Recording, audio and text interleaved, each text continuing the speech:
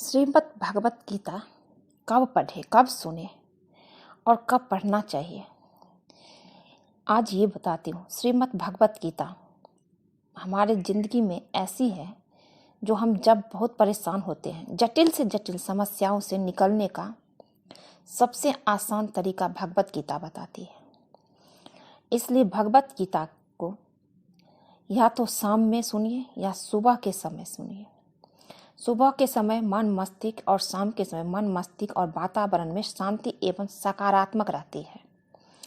अतः यह गीता पाठ सुनते समय एकाग्रता बनी रहती है, इसलिए गीता को सुबह या शाम में जरूर सुनना चाहिए, सबसे उत्तम रहता है।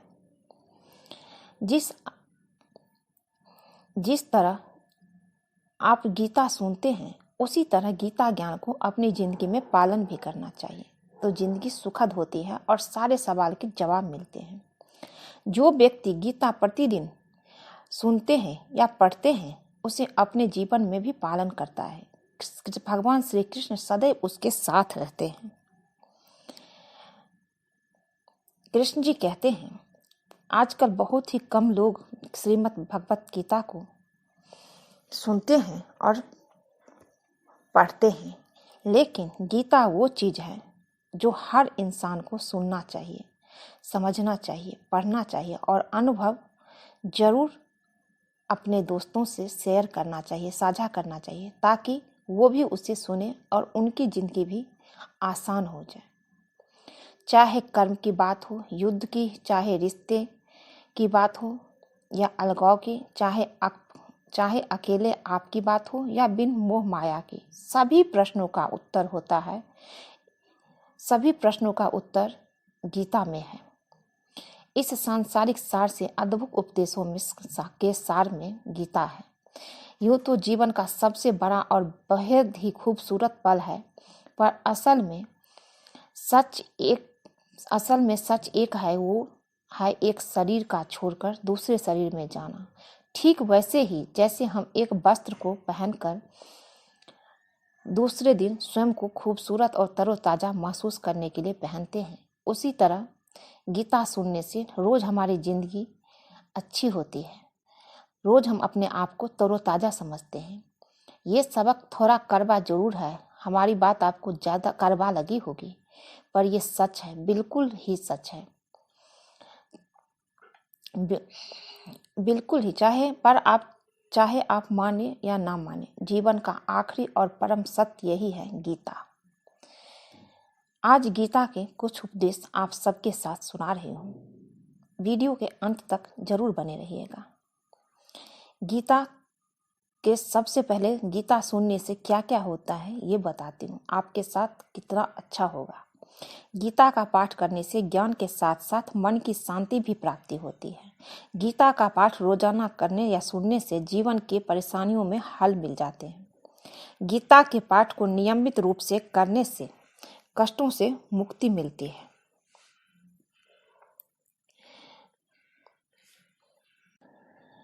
गीता का पाठ करने से गृह शांति के साथ साथ ग्रहों की भी शांति जरूर होती है।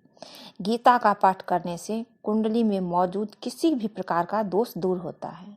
गीता का पाठ सुनने से समय हाथ में सूत्र यानी कि धागा बांध, गीता जब आप सुनते हैं उस टाइम आप अगर धागा बांध लेते हैं हाथ में सुनते सुनते, तो नकारात्मक शक्तियाँ दूर होती है आपसे। गीता का पाठ करने से ऊपरी बाधाओं की चपेट में आने से इंसान बचता है। गीता का पाठ नियमित रूप से करने से मृत्यु के बाद 50 योनि से मुक्ति मिल जाती है।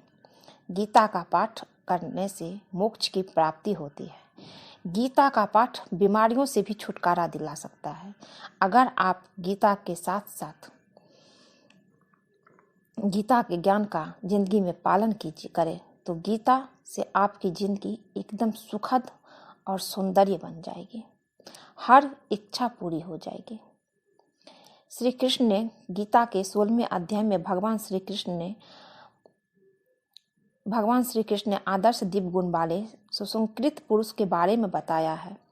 उसका अंतःकरण शुद्ध होता है, ज्ञानी वो योगी होता है, दान करता है, इंद्रियों को संयम में रखता है, स्वयं का अध्ययन करता है, तपस्या, सरलता, अहिंसा, सत्यता, क्रोध से मुक्त सभी के प्रति उसके मन में दया एवं करुणा भाव होते हैं।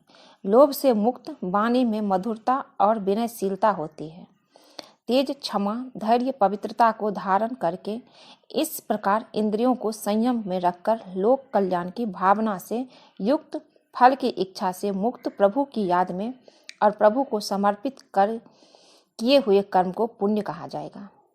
जिस प्रकार सामान्य मनुष्य के मन में अच्छा कर्म करने के लिए बाद खुशी की भावना उत्पन्न होना स्वाभाविक है, उसी प्रकार निरंतर प्रयास और वैराग्य के पवित्र किए गए मन में खुशी की भावना उत्पन्न न होना भी स्वाभाविक होता है। अर्थात निष्काम भावना से कर्म करना सब तभी संभव है जब मन अत्यंत पवित्र हो चुका हो। मनुष्य अपनी आत्मा की सुने बिना कोई अधर्म करता है, किसी को हानि पहुंचाता है, ऐसा कर्म करता है तो वह निश्चित ही पाप कर्म है। कोई व्यक्ति भगवा वस्त्र धारण कर ले तो जरूरी नहीं कि वो जो कर्म करेगा वो पुण्य कर्म ही करेगा। कृष्ण कहते हैं हमारे धर्म पंथ की मान्यताओं के अनुसार जीव के द्वारा मनुष्य योनि में की गई क्रियाएं उभय रूप होती हैं, अर्थात उनमें दो प्रकार के फल मिलते हैं, पुण्य फल और पाप फल।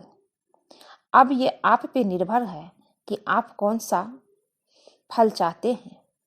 पुण्य फल सुखदायक होते हैं और पाप फल दुखदायक होते हैं। दोनों प्रकार के कर्मों फलों को अलग अलग भोगना पड़ता है, वे एक दूसरे को निरस्त नहीं करते। कर्म फलों को भोगने के लिए जीव को नरक योनियां, देवता योनियों और मनुष्य योनियां मिलती है। मनुष्य योनि में नए कर्म फल न जुड़े उसके लिए गीता में वो उपाय बताया गया है। वो यह है कि मनुष्य योनि में आया हुआ जीव जो भी कर्म करे वो निष्काम भाव से करे, क्योंकि निष्काम भाव से किए गए कर्मों से कोई पाप या पुण्य फल नहीं होते।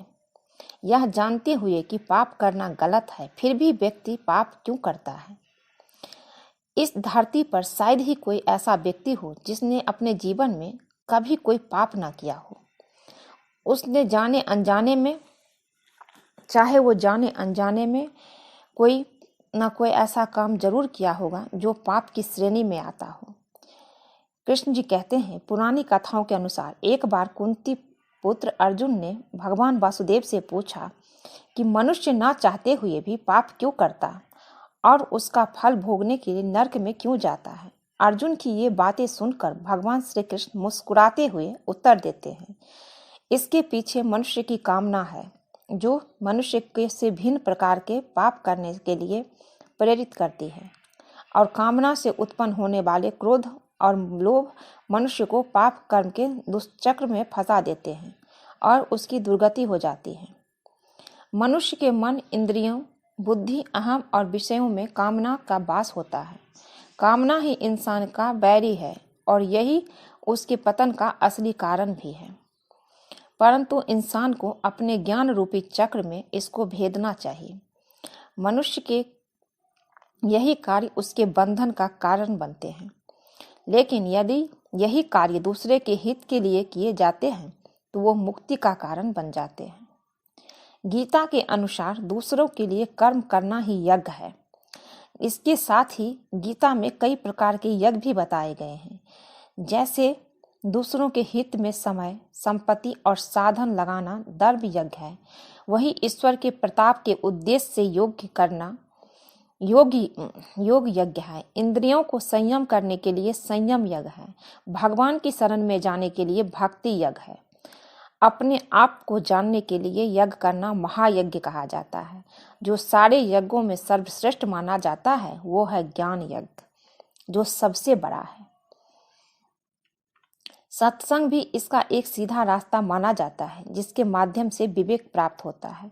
यह विवेक ही यज्ञ की सामग्री है। श्रद्धा, उत्कर्ष, अभिलाषा और इंद्रिय संयम यज्ञ का यंत्र है। इसीलिए हमें कोशिश करनी चाहिए कि ज्ञान यज्ञ में अपनी सभी कामनाओं की आहुति देकर हम जीवन को मुक्ति की ओर प्रस्थान करें। कृष्ण जी कहते हैं, हमारे शास्त्रों में भी इस बात का उल्लेख अच्छी तरह से किया गया है कि जिस प्रकार के पाप कर्म करने से हमें किस योनि में जन्म मिलता है। जैसे कि अगर कोई व्यक्ति अपने से बड़े का आदर नहीं करता, हमेशा उसका अपमान करता है, कभी भी उनकी किसी भी कार्य में मदद नहीं करता, तो अगले 100 वर्षों तक क्रंच पक्षी की योनि में बिताने पड़ते हैं, तब जाकर उसको मनुष्य योनि में जन्म मिलता है। गरुड़ पुराण के अनुसार वे स्त्री और पुरुष जो अपने जीवन में कुकर्म करते हैं वह नरक की यातनाएं भोगते हैं। श्री कृष्ण ने अर्जुन को गीता में कहा है कि हे पार्थ, जैसे सूर्य उदय होते ही रात का अंधकार नष्ट हो जाता है, वैसे ही ज्ञान का प्रकाश ज्ञान के अंधकार को नष्ट कर देता है। फिर मनुष्य परमात्मा की ओर जाने वाली मार्ग से कभी भटकता नहीं, कभी विचलित नहीं होता। ज्ञान का साक्षात्कार होने के कारण मनुष्य जान जाता है कि एक ही कर्म पुण्य कैसे बनता है और वही कर्म पाप कैसे बन जाता है। इसलिए सबसे ऊपर ज्ञान है। अपने ज्ञान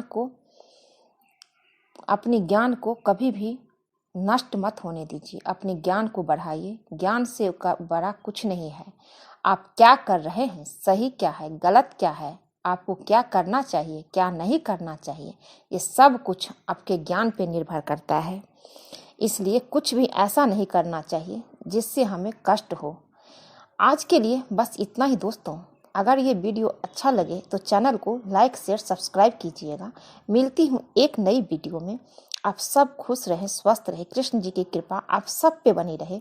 जय श्री कृष्ण।